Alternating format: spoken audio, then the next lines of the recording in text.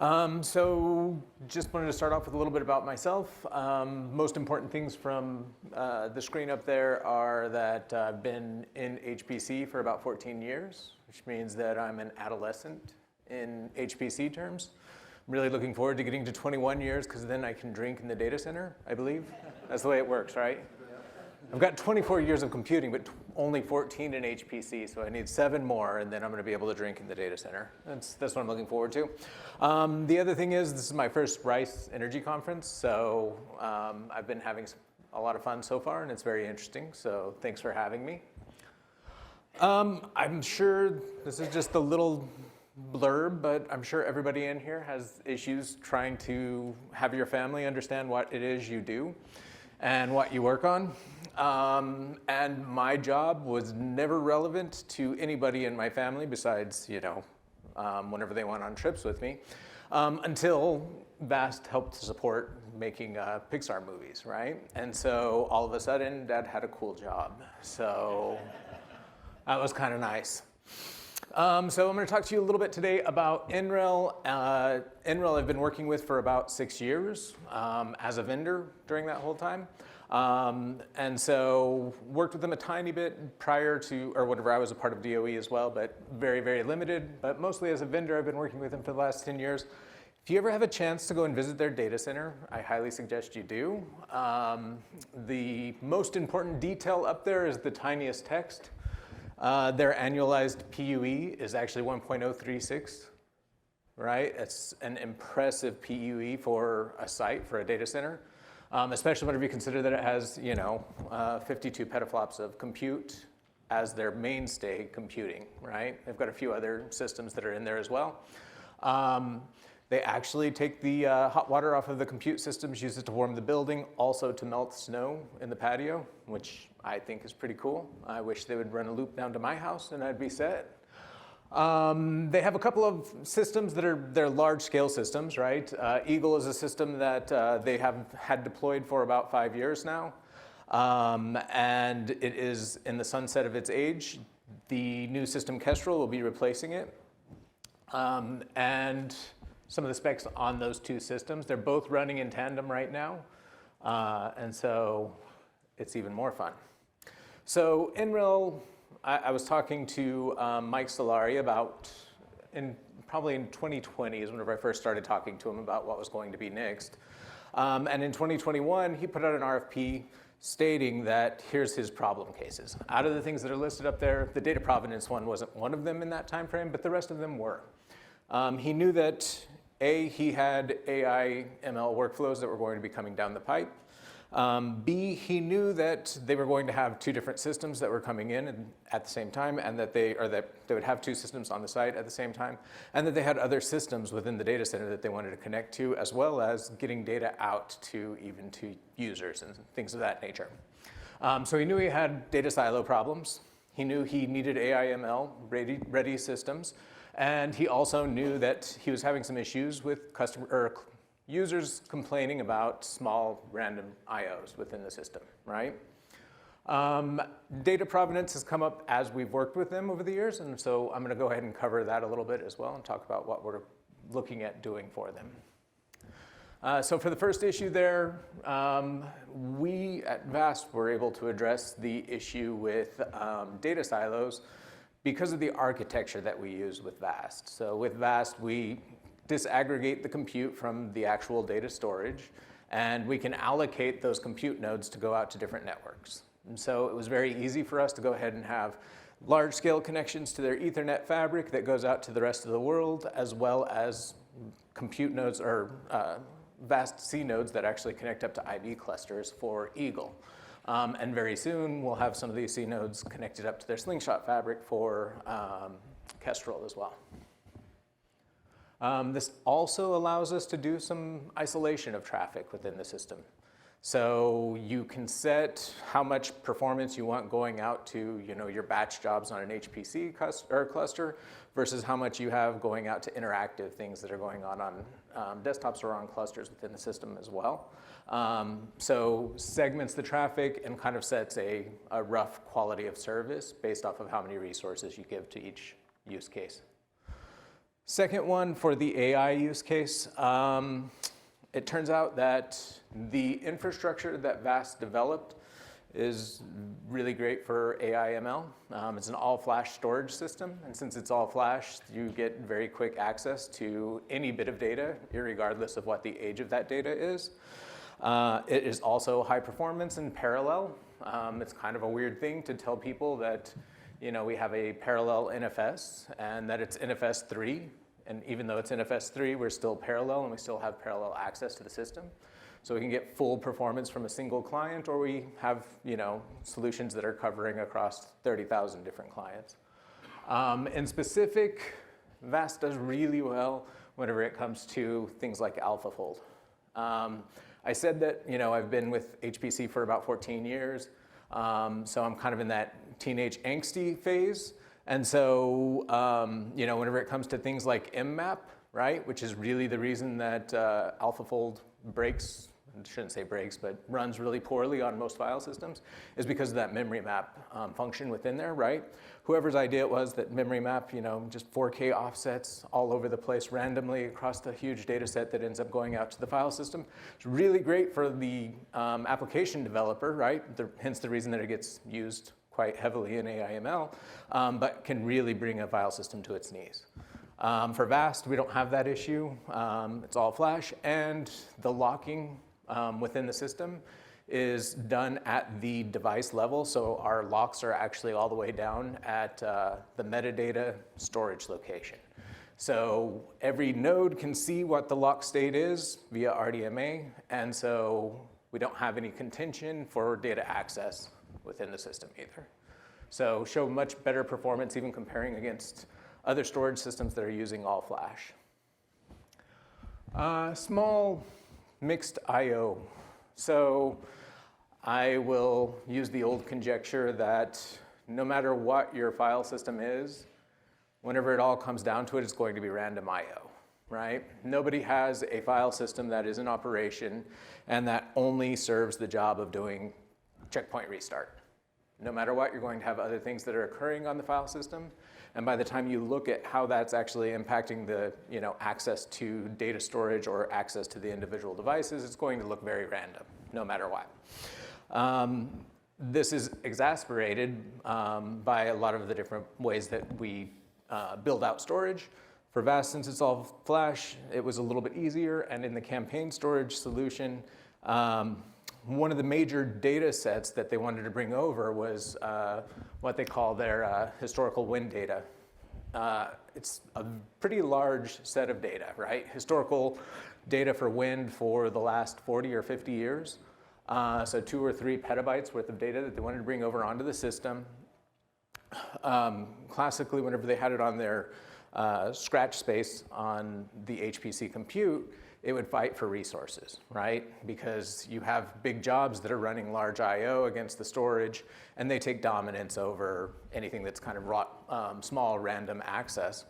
Whenever they brought it over to VAST, made it available on the compute cluster, it showed about a 5 to 6x improvement in performance just on their workflows for that individual use case itself. We've seen similar results on some of the other application level results on other systems at NOAA and places like that. All right, so switching over to the things that we're working on with them now. So this is going into a little bit of current/futures. I talked about data provenance as an issue or a concern for them. They have very large sets of data stored, you know, across many, many different file systems. And they have a lot of researchers who are coming in to access data. And unfortunately, they sometimes have issues knowing what they have, right? Which can end up being a pretty big issue for a lot of sites.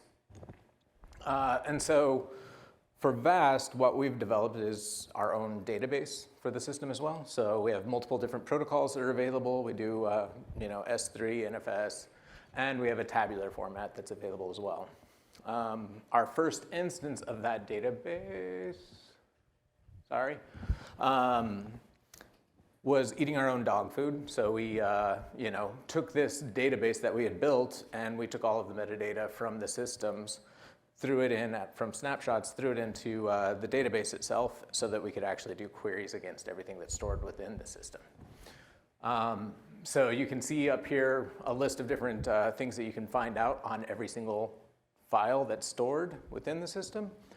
And so it makes it much easier for administrators to go in and query and say, give me all of the files that I haven't accessed in 3 months and that are larger than a terabyte, so that I can go ahead and delete those, or at least know what I've got that's taking up all the space.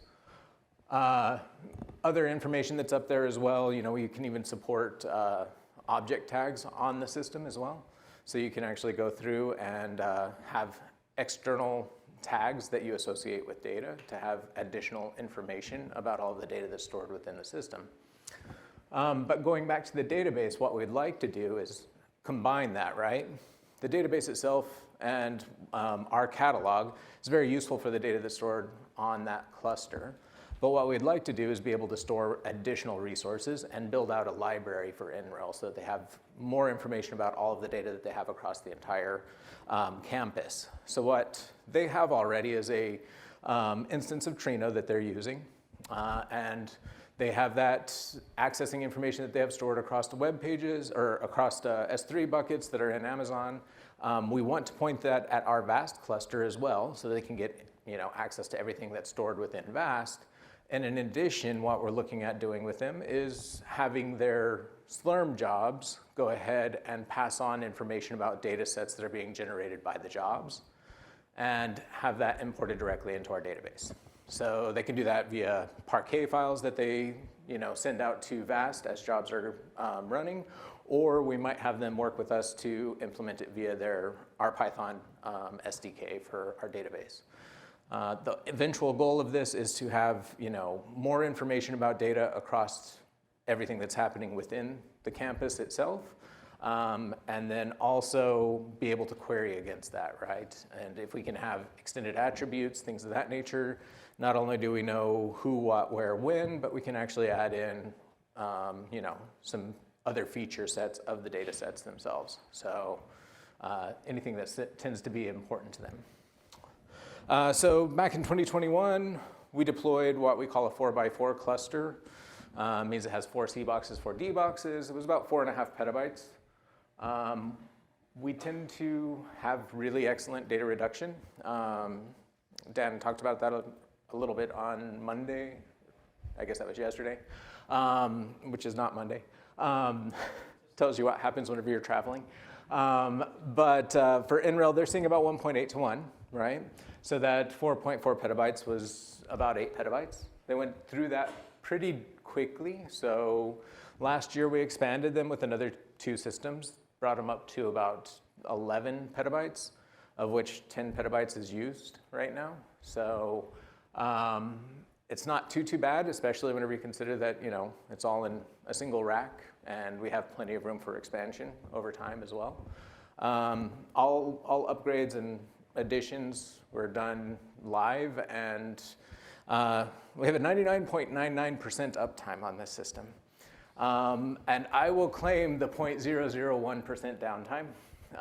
Whenever we set it up and got everything configured in the system, I accidentally was working with them and we put in a DNS round robin for the system. So we have a DNS service that we can allow the system to use.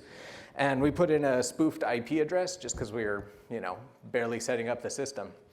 Well, whenever we went to do the first upgrade, it went through and it brought up all the nodes, and each one of them started failing over because it couldn't reach the DNS server that I had accidentally put in there. So I claim the 0.001%. Engineering has since fixed that bug as well so that it won't complain or fail over if it can't find a DNS server. But even beyond that, 99.99% is not terrible. So what all are they using it for? So they have us connected up to Eagle. They have us connected up to their campus network. They have us connected up to Globus so that they can get data in and out. We're also connected up to a Kubernetes cluster there. We have a CSI driver that we're going to work with them to test out as well. They've got about 11 petabytes, 10 to 11 petabytes. They mainly use us for that data sets project. We don't have incredibly high bandwidth out to some of their compute clusters, so they haven't brought in a lot of the high bandwidth use cases because they have local file systems that are higher bandwidth. That's just a matter of how many of our nodes we have connected into their cluster, not a matter of what VAST could do. What else do I have to say? We also are playing around with some S3 use cases for them. So they have a couple of S3 buckets that they've built on the system just to meet some of those corner case use cases, right, for S3. And the database I talked about a little bit, we're going to be integrating that with Starburst and hopefully forming up a really nice data library for their system. All right, futures. So we're going to be connecting up to Kestrel here shortly. Part of this is just waiting for the system to get fully vetted and fully, I think they've got friendly users on it now. We'll be going out to a full use case. We'll be connecting up the VAST to it. This will be in a TCP IP mode, so a direct connection from our nodes into their Slingshot fabric. Looking at what we've been able to do at other sites that have Slingshot fabrics, at CSCS we did some testing there and we're showing line rate on our systems, so full bandwidth, full IOPS from a single client.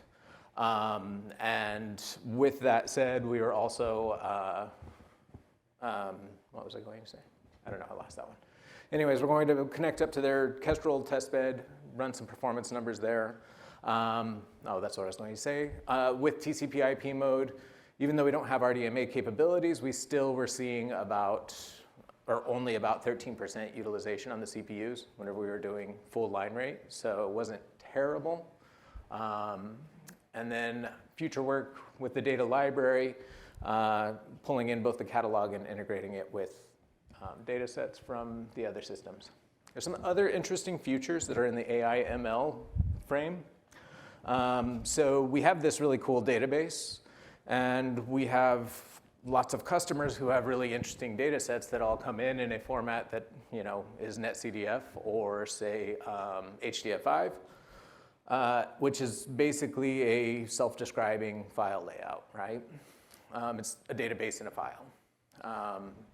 What we would like to do and what we've already imported is bring in those NetCDF files into our database, right? If I do that, I can bring in, a few terabytes worth of NetCDF files, make them available on the database. I don't really want to do processing on that, but I can query like you would not believe, right? So if I'm looking for information, I kind of did just an example demo of this where, I used Python to go through and search through 285 NetCDF files to find the max and min temperatures, right? Even just listing out the variables was taking me about 3 minutes, right? Because it has to open up every one of those files, look at the contents, see what the variables are, and then report back. And that was on an all-flash storage system, right? That was on VAST. If I imported them into the database, I could run probably 10 or 20 different queries by hand while I was waiting for it just to list the variables, right? And so could be very, very powerful in an HPC context, right? Doesn't replace a lot of the things that we get with NetCDF and HDF5 because those are really great encapsulations for, copying data or sharing data, but can make the query part of that use case much, much, much faster. What else is there? And then we've got a new feature that will be coming out called the data engine, which will allow us to do some of those conversions automatically within the system so that you can actually have, say all of these directories, if there's a NetCDF file in them, I want it to go ahead and make that resident in the database so that we can actually query against it. And that will automatically happen. Another thing that we'll be adding in is some event triggers. So you could actually do something so that whenever a new file lands in this directory, I want to go ahead and fire off a job that does X, Y, or Z. So, all right. I'm a little bit faster than I wanted to be, but 20 minutes. Questions?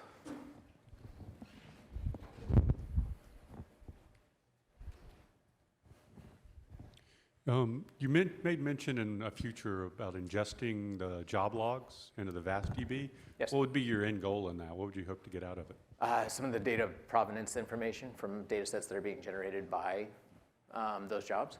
So we can actually get the information from that for external run jobs, right? If it's running on VAST, we can actually know the data provenance already, but for data that's being stored elsewhere on Scratch on any of the clusters, if we can take those job logs, bring them over, we can actually go ahead and extract that same data and make it available for queries. Only gives you the information about what was generated and when, doesn't give you where it is now, but it's a good start. So you'd be able to connect the job to the data that it accessed and, Yeah. Okay, sounds good. We're also working on having job stats within VAST as well so that we could actually tell you which job was doing what on the system. And we could easily, tag individual data that comes in with a job ID in the VAST side of it, right? Just have an extended attributes that says this job, or this file was generated from this job on this computer. You already know when. Yes? Hi, yeah.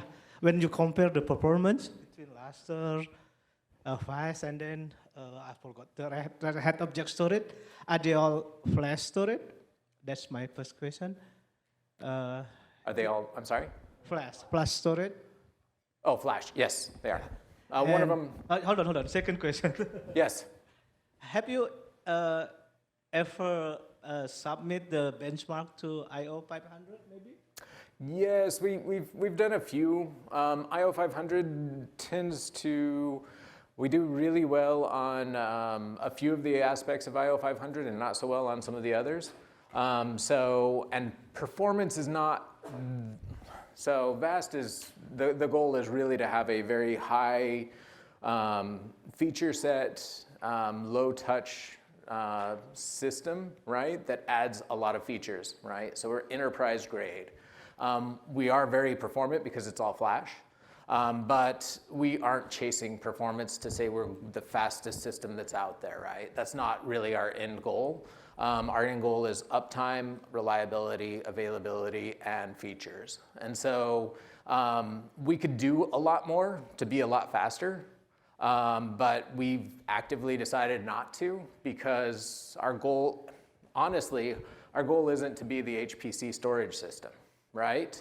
If we wanted to be the HPC storage system, that's a really small market and it doesn't benefit, it doesn't sustain a company very well. So we are an AI platform, right? An AI storage platform. And if we're doing AI, that funds us to do everything and then add in HPC as a market that we can actually address, right? Because it has the same requirements and needs. It's a lot of what's been being discussed at this conference, right? How do we utilize AI, or how do we make HPC better on the coattails of AI, right? AI has a lot of the same storage requirements that HPC does. They even have checkpoint restarts. Their checkpoint restarts are a little bit more efficient because you don't have to actually store all of memory, right? You can take 1/8 of the memory, at least for LLMs, that's the case. So it's a little bit more efficient, but they still have checkpoints. We do excellent at doing those types of checkpoints. We do excellent at, retrieval, random access across entire data sets whenever you're doing training, all those types of things. That's where we, want to have our focus as a customer set. Not that HPC isn't important, it's just that HPC isn't the market share. And if you build a storage company for HPC, you limit your market quite a bit. Yes. I was long-winded and rambling on that one, sorry. Any other questions? All right. Okay, Thank you let's all. give a round of applause for Kyle. Thank you, Kyle.